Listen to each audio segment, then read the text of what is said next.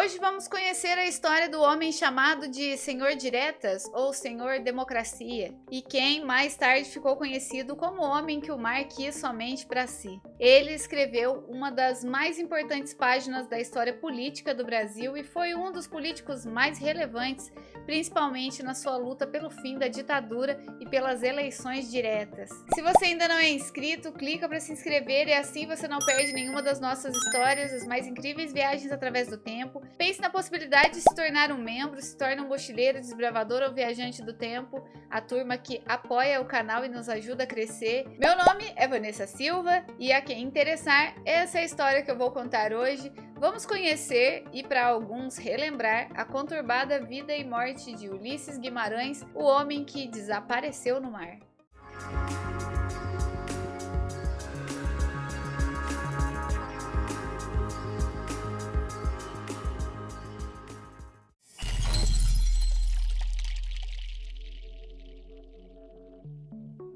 Hoje, a pedido da minha mãe, vou contar a história de Ulisses Guimarães. Desde quando eu era criança, minha mãe falava sobre esse homem, ela sempre ficou intrigada com ele, o que acabou despertando também a minha curiosidade pelo mistério em torno do acidente que tirou a vida do político. Há muito tempo que eu não ouvia falar dele.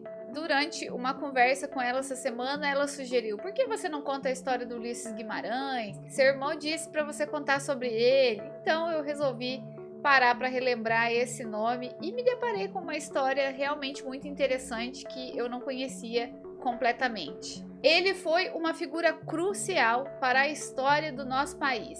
Ulisses Silveira Guimarães nasceu na vila de Itaqueri da Serra, hoje um distrito de Itirapina, que na época era parte do município de Rio Claro, no interior de São Paulo. Seus pais eram Ataliba Silveira Guimarães e Dona Amélia Corrêa Fontes. Ulisses foi casado com Dona Ida de Almeida, conhecida como Mora. Ele não teve filhos, mas adotou a família de Dona Mora, eterna companheira. Quando se casou com Mora, o filho dela, Tito, tinha 8 anos. O primeiro marido de Mora faleceu quando Tito tinha 3 anos, então foi o pai que ele e sua irmã Celina conheceram. Tinham uma família bem unida. Ambos os filhos tiveram um papel importante na sua vida e na sua carreira política.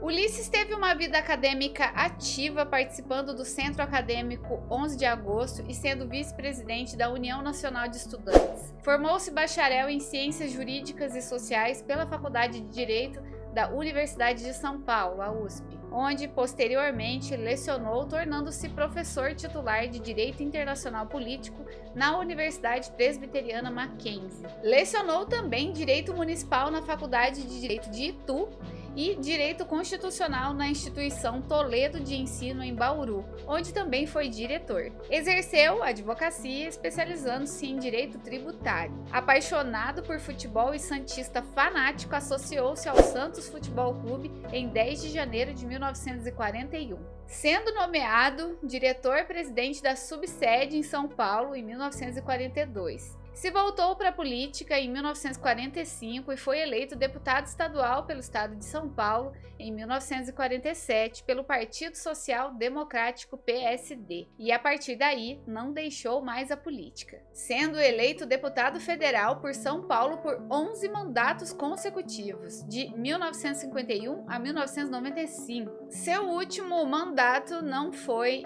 concluído pelos eventos que vamos ver à frente. Seu primeiro discurso político ocorreu na década de 1940, debaixo de uma figueira no distrito de Itaqueri da Serra, sua terra natal. Além disso, Ulisses Guimarães foi ministro da Indústria e do Comércio no gabinete Tancredo Neves, foi presidente interino em 1985 e candidato à presidência em 1989.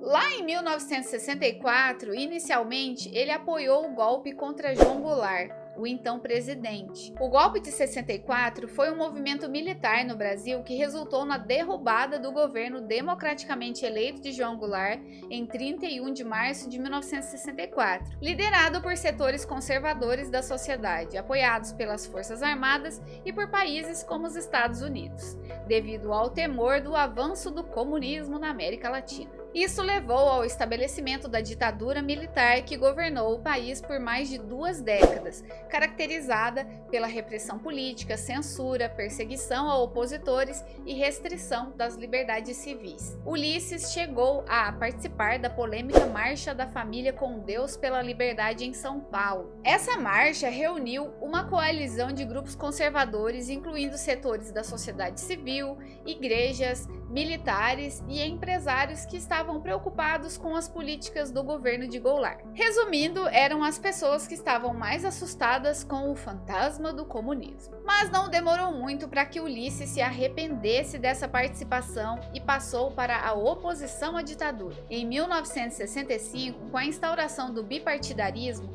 Ulisses Guimarães se filiou ao Movimento Democrático Brasileiro, MDB, onde seria vice-presidente e depois presidente. Também foi presidente do Parlamento Latino-Americano de 1967 a 1970. Em 1973, lançou sua anticandidatura simbólica à presidência da República como forma de repúdio à ditadura militar, tendo como vice o ex-governador de Pernambuco, Barbosa Lima Sobrinho. E era anticandidatura porque não era uma candidatura oficial no pleito eleitoral, pois o regime militar controlava o processo eleitoral e a vitória de Geisel era certa. Sua anticandidatura foi um ato de protesto e eles percorreram diversas capitais brasileiras em campanha, mesmo sabendo que a vitória era improvável. Foi um gesto de bravura e compromisso com a democracia que o consolidou como uma das figuras mais importantes da história política brasileira.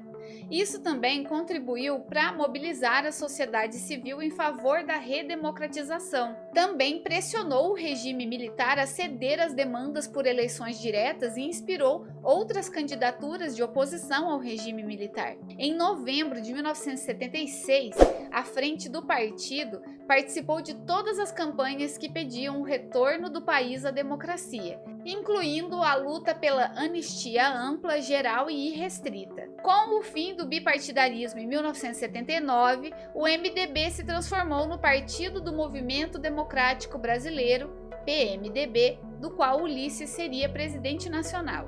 Juntamente com outros nomes como Tancredo Neves, Mário Covas, Fernando Henrique Cardoso, Orestes Quércia, Luiz Inácio Lula da Silva e Franco Montoro, Ulisses Guimarães liderou novas campanhas pela redemocratização, as tão conhecidas Diretas Já.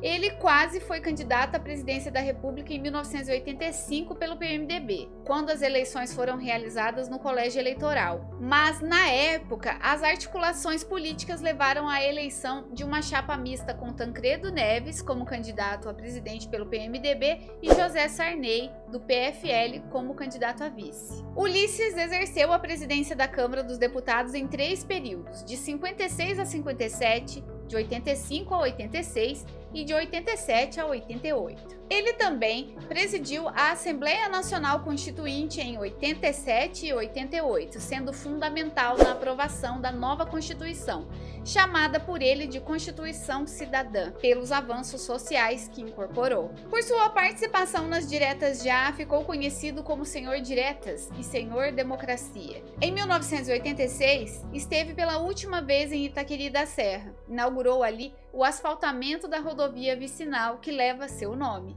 que liga Itirapina a São Pedro. Em 1º de fevereiro de 87, tomou posse como presidente da Assembleia Nacional Constituinte, responsável por estabelecer a nova Constituição Democrática para o Brasil após 21 anos de ditadura militar. E aí ficou como sendo o pai da Constituição por sua atuação fundamental na elaboração da Carta Magna.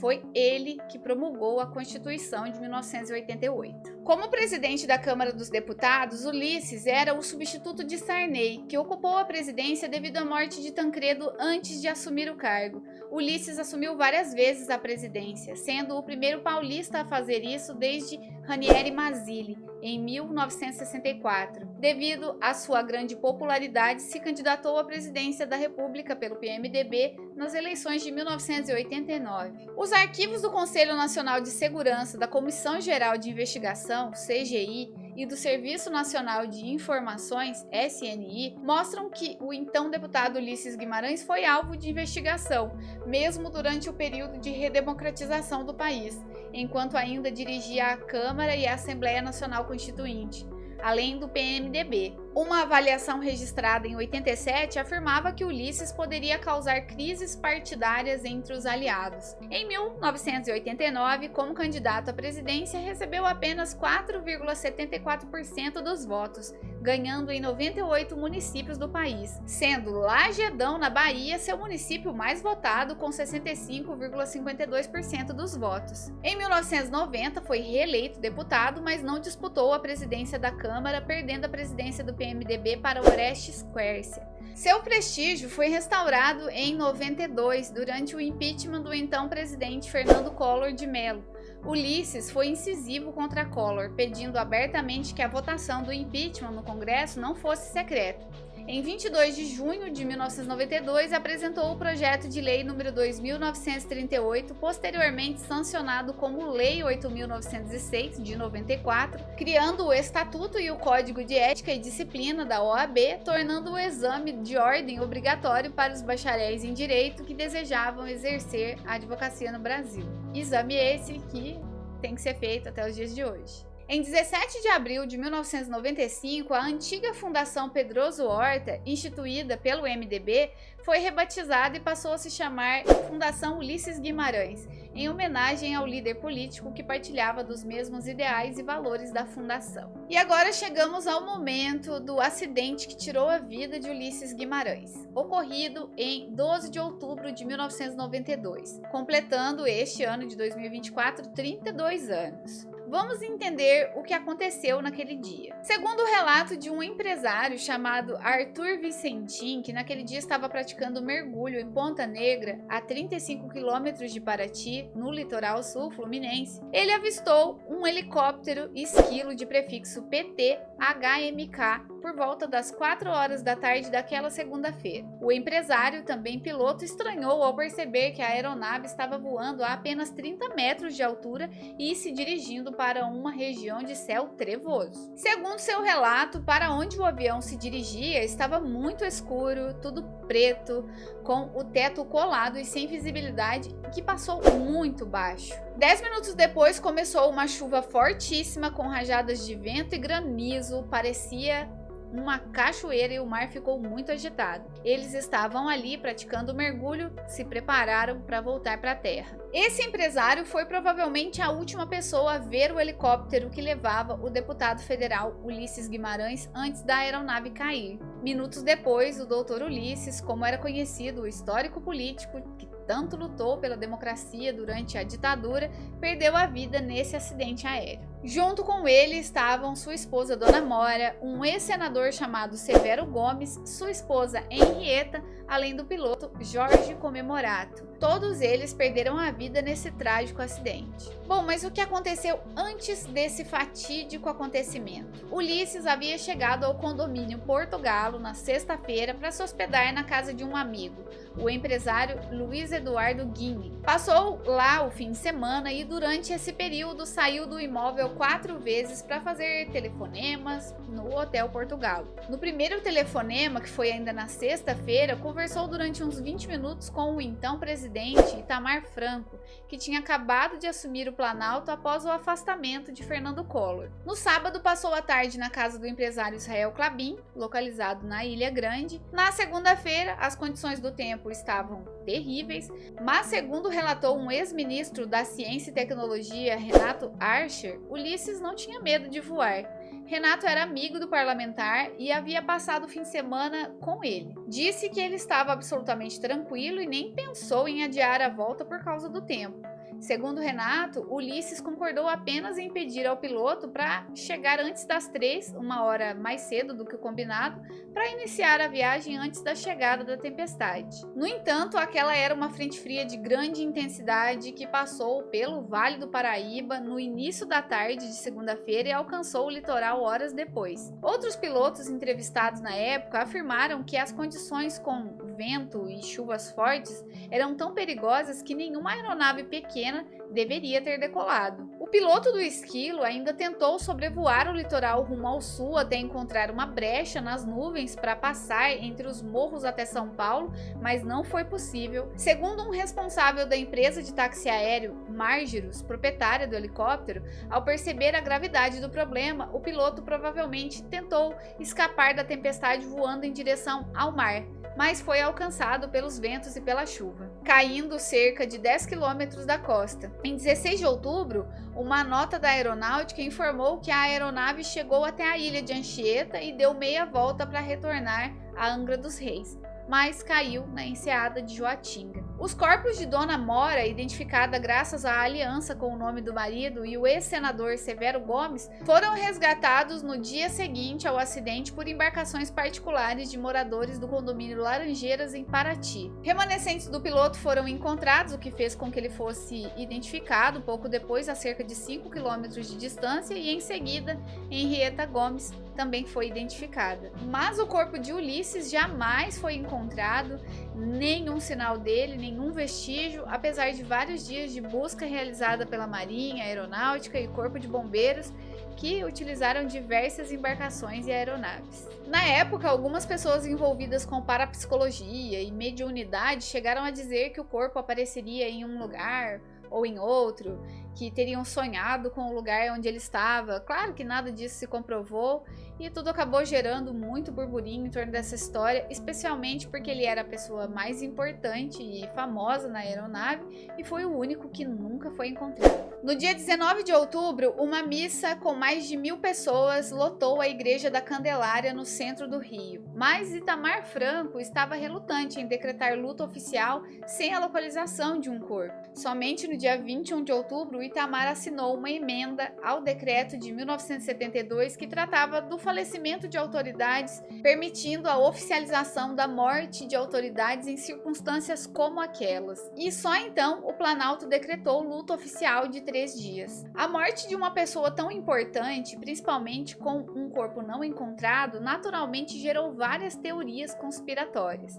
Algumas delas incluem a especulação de que pescadores da Barra do Sul, no litoral catarinense, teriam encontrado o corpo em alto mar, o que nunca foi confirmado. Devido ao seu protagonismo político, muitos especulam que a morte de Ulisses possa ter sido semelhante à do ex-presidente Juscelino Kubitschek, que também é um dos episódios mais controversos da história brasileira. A teoria de Juscelino sugere a sabotagem no veículo, mas a falta de provas concretas impede que se determine com certeza o que realmente aconteceu. Então, essa teoria sugeria que o helicóptero possa ter sido sabotado. Alguns levantam a hipótese de motivação seria de que Ulisses, por ter sido um dos principais articuladores pelo impeachment contra Fernando Collor de Mello, destituído do cargo 2 meses após a morte do parlamentar, poderia ter sido vítima de alguma retaliação. Contudo, essas suspeitas nunca foram confirmadas, não passam de mera especulação. O que ficou confirmado é que foi realmente uma fatalidade de um acidente de helicóptero no meio de tempo ruim.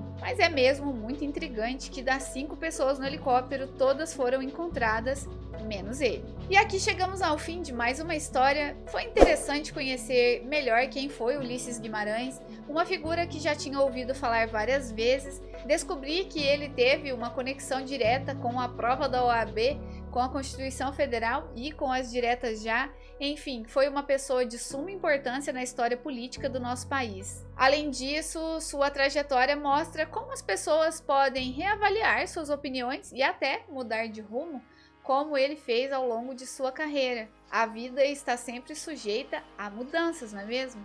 O Senhor Diretas pode ter desaparecido no mar, mas deixou um legado de ensinamentos valiosos. É importante sempre lembrar disso, especialmente da necessidade de defender a nossa democracia. Espero que tenham gostado de conhecer mais essa história, um pouco sobre a história do nosso país e que ela tenha sido útil para refletir e aprender sobre algumas coisas. Se gostaram, quem não for inscrito, se inscreva, deixem o like, comentem também o que pensam sobre tudo isso e, se possível, compartilhe com alguém que possa gostar desse tipo de conteúdo. Na descrição do vídeo vocês encontram as fontes de onde baseamos o nosso roteiro de hoje. Encerro por aqui. Desejo a todos uma ótima semana e até a próxima história.